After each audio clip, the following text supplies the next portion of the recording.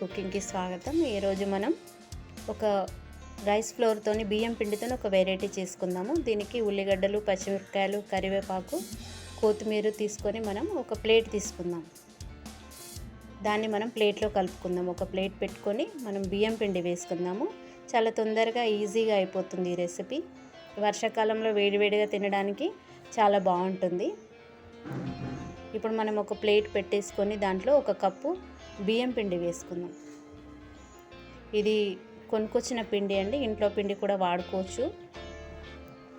ఒక కప్పు బియ్యం పిండి, దీంట్లో మనం ఓమా వేసుకుందాము. డైజెషన్కి మంచిది కదా, ఓమా వేసుకుందాము. అలాగే నువ్వులు కూడా వేసుకుందాము. ఓమా నువ్వులతోని మంచి కాంబినేషన్ బాగుంటుందండి. అలాగే ఉప్పు సరిపడా వేసుకుందాం. మనం ఎంత తినగలమో చూసుకొని ఉప్పు వేసుకుందాము.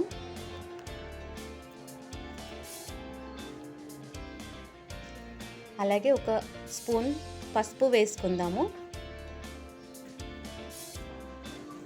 ఒక స్పూన్, చిన్న స్పూన్తోని కారం పొడి వేసుకుందాము. ఇప్పుడు తరిగి పెట్టుకున్న ఉల్లిపాయలు, చిన్నగా సన్నగా తరిగి పెట్టుకున్న పచ్చిమిర్చి, కరివేపాకు, కొత్తిమీర వేసేసుకుందాము.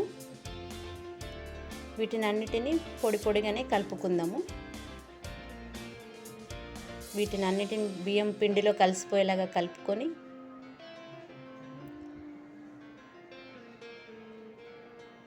ఇప్పుడు 2 స్పూన్ల నూనె వేసుకుందాం. దీంట్లో నూనె వేయడం వల్ల పిండికి మంచి టేస్ట్ వస్తుంది, తొందరగా సాఫ్ట్నెస్ వచ్చేస్తుంది దీనికి.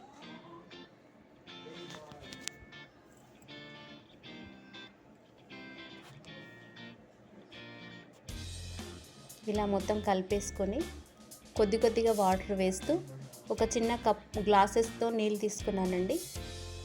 అంత వాటర్ కొద్దిగానే మిగులుతుంది, మొత్తం పట్టదు. చూసుకుంటూ ఒక్కసారి వేయకుండా నీళ్ళు కొద్ది కొద్దిగా వేస్తూ చపాతీ పిండిలాగా కలుపుకోవాలి సాఫ్ట్గా. ఇలా కొద్ది కొద్దిగా వేస్తూ దాన్ని బాగా కలుపుకోవాలి.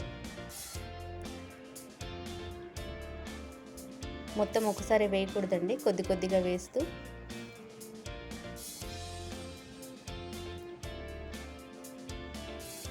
ఇలా సాఫ్ట్గా కలుపుకోవాలి పిండిని. ఇలా చేతిని బాగా రబ్ చేస్తూ పిండిని మొత్తము మనం చాలా మెత్తగా, స్మూత్గా కలుపుకోవాలి. కొద్దిగా వాటర్ మిగిలిందండి, మొత్తం ఒక గ్లాస్ పట్టలేదు, కొద్దిగా మిగిలిపోయినాయి నీళ్ళు. మళ్ళీ 2 స్పూన్ల నూనె కొద్దిగా వేస్తూ మధ్య మధ్యలో దీన్ని చాలా సాఫ్ట్గా కలుపుకోవాలి. ఎక్కడ పగులు, క్రాక్స్ లాంటివి ఉండకూడదు.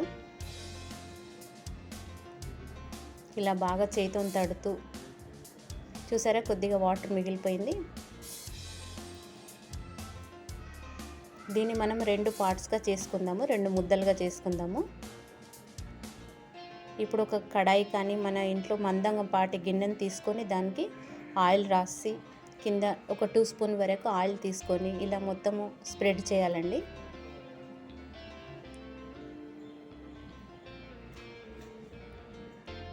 చేసి ఒక ముద్దను తీసుకొని దానికి మనం తడుతూ వేళ్ళతోటి ఇలా వీడియోలో చూపిస్తున్న విధంగా దాన్ని మనము స్ప్రెడ్ చేసుకోవాలి. ముద్దను చూసారా, వేళ్ళతోనే దాన్ని తట్టాలండి పలుసగా. మరి మందంగా ఉండకూడదు, మరి పలుసగా ఉండకుండా దానికి ఒత్తేసేయాలి కడాయికి. మన ఇంట్లో ఏదైనా మందపాటి కడాయి కాకుండా డేక్షలో కూడా చేసుకోవచ్చు గిన్నెకి. ఇలా మొత్తం ఒత్తేసేయాలండి. ఒత్తేసి మధ్యలో చిన్న చిన్న హోల్స్ చేయాలి, ఎందుకంటే మనం ఆయిల్ వేసినప్పుడు హోల్స్లో నుంచి చుట్టూ కాలుతుంది అది. చూసారా, ఇలా మొత్తం తట్టేసుకోవాలి. మరి పలుసగా కాకుండా మరి మందంగా కాకుండా తట్టి మిగిలిన ముద్దను కూడా మనం ఒక డేక్షలో పెట్టేసుకుందాము. దీన్ని కూడా రెడీగా పెట్టుకుందాము అది కాలే వరకు. చూసారా, చాలా తొందరగా ఈజీగా అయిపోతుంది. ఇలా మొత్తం డేక్ష అంతా సేమ్ కడాయికి పెట్టినట్టే పెట్టేసేసుకొని రెడీ పెట్టుకుందాము. ఇప్పుడు స్టవ్ అంటించుకొని మనము పెట్టుకున్న కడాయిని స్టవ్ మీద పెట్టేసుకుందాము. ఇలా మధ్యలో హోల్స్ చేసి పెట్టుకోవాలి. ఇప్పుడు మనము ఒక కప్పు ఆయిల్ దీంట్లో వేసేయాలి. కప్పు ఆయిల్ మొత్తము యూజ్ కాదండి, మధ్యలో మిగిలిపోతుంటుంది. చాలా తక్కువ నూనెతోనే కాలుతుంది ఇది, కానీ ఇంత నూనె వేయాలి.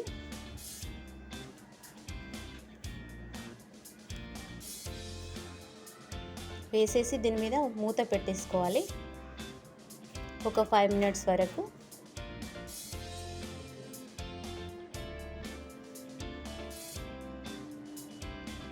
ఇంత నూనె వేసింది అదేం అంత యూజ్ కాదండి, మళ్ళీ నూనె మిగిలిపోతుంటుంది మనకు. ఇంత నూనె పట్టదు. ఇప్పుడు మనం ఒక మూత పెట్టేసుకుందాం దీని మీద.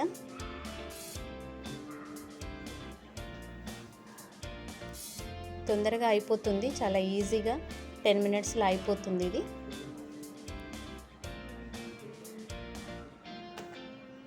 ఒక మూత పెట్టేసుకుందాము.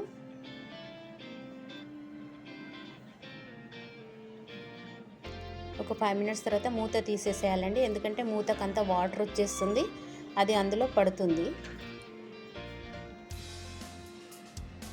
ఇలా ఒక 5 మినిట్స్ తర్వాత మూత పెట్టేసుకొని దాన్ని మనం కుక్ చేసుకుందాము, కాల్చుకుందాము. ఇలా మూత తీసేసి మళ్ళీ ఇప్పుడు మూత పెట్టకుండానే దీన్ని అంతా కాల్చుకోవాలండి, బాగా ఎర్రగా కాల్చుకోవాలి. ఇలా కత్తితోని దాని ఎడ్జెస్ అంతా కొసలంతా లూజ్ చేసేసుకుంటే మనకు అది ఊడొచ్చేస్తుంది. ఇలా కొసలకంతా దాన్ని తీస్తూ ఉండాలండి, లేకపోతే మాడిపోతుంటుంది. అలా మనం లూజ్ చేసేసుకుంటే ఈజీగా మనకు వచ్చేస్తుంది. చూసారా, పైకి లేస్తుంది. వర్షాకాలం వేడివేడిగా టీతో తింటే చాలా రుచిగా ఉంటుందండి. చాలా తొందరగా ఈజీగా అయిపోతుంది. ఒక కప్పు బియ్యం పిండి ఉంటే చాలు, ఇలా చేసుకోవచ్చు. మనకి ఇష్టం ఉన్నన్ని చేసుకోవచ్చు. మనం ఇంట్లో ఎంతమంది ఉంటే అన్ని చేసుకోవచ్చండి. ఇలా చుట్టూ తిప్పుతూ దాన్ని కాల్చుకోవాలి ఎర్రగా.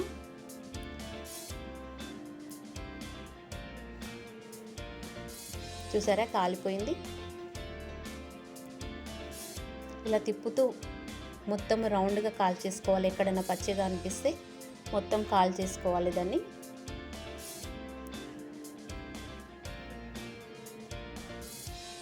దీనికి సాస్ అవన్నీ ఏం అవసరం లేదండి, ఊరికైనా ఇలా తినేయచ్చు, చాలా రుచిగా ఉంటుంది.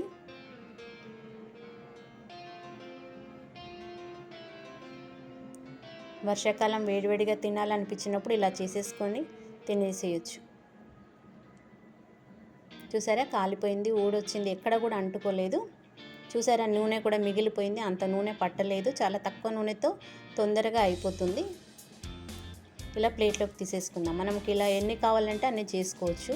ఇప్పుడు ఇదే ఆయిల్ మనం డేక్షకు పెట్టుకున్నాం కదా, దాంట్లో పోసేద్దాం. డేక్షకు పెట్టుకున్నాం కదా, డేక్ష పెట్టేసుకొని ఆయిల్ వేడిగా ఉంటుంది, జాగ్రత్తగా పోసేసి దీన్ని కూడా అదే ప్రాసెస్లో మనం కాల్చేసుకుందాం. చాలా చూడడానికి చాలా టెంప్టింగ్గా, టేస్టీగా చాలా బాగుంటుంది. చూసారా, డేక్షది కూడా ఊడొచ్చింది. ఇలా మనం ఎన్ని కావాలంటే అన్ని చేసుకోవచ్చు. చాలా తక్కువ టైంలో తొందరగా అయిపోతుంది. చూసారా ఎంత బాగుందో. ఇలా ఎన్ని కావాలంటే అన్ని చేసుకొని మనం వేడివేడిగా తినొచ్చు. ఈ వీడియో కానీ నచ్చితే లైక్ చేయండి, షేర్ చేయండి, సబ్స్క్రైబ్ చేయండి. Thank you for watching.